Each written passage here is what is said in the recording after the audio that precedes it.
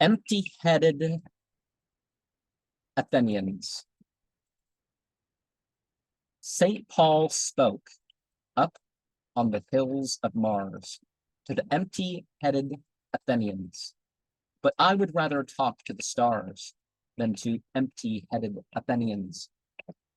It's only too easy to cry a cult, to cry a crusade with Dieu's fault, but you won't get much of a good result from empty-headed Athenians. The people of London much resemble those empty-headed Athenians. I could very easily make them tremble, those empty-headed Athenians.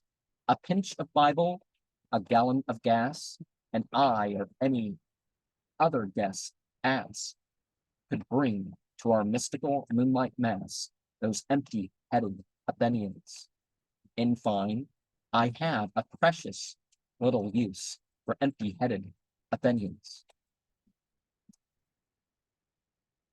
The birds I have snared shall all go loose.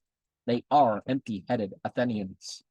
I thought perhaps I might do some good, but it's 10 to 1 if ever I should, and I doubt I would save, if I could, such empty-headed Athenians.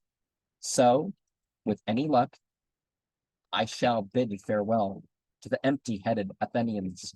For me, they may all of them go to hell. For empty-headed Athenians, I hate your idiot jolts and jars, your monkeys grinning behind your bars. I'm more at home with the winds and the stars than with empty-headed Athenians. In the Bible, there's a couple verses that forbid philosophy. And most people don't actually do philosophy. They quote philosophers or something like that. I'm not religious. I'm a philosopher. It's like, you're not a philosopher. You just quote other people. You make quotes of other people. I mean, some are. Now, if you're just wandering in your speech and making up stuff, then you're, what are you, a sophist? Yeah, a sophist. Every man and woman is a star. So be an authentic human being rather than some armchair philosopher. And see, they got their culture on the weekend and their culture the rest of the time. They're just bearing the load for something else, you know, because that's what donkeys do. And you know, you don't choose who you can save. And some people, it's like, what's the point? But then again, they wouldn't be empty-headed if empty-headed.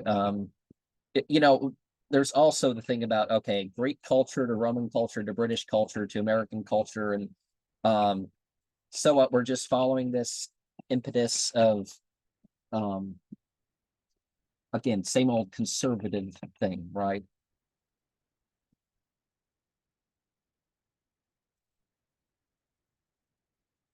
But sometimes, see, if you can let them know there's something else, let them know that there's true power, they might still not might respond right. So don't think that you can just show people the sign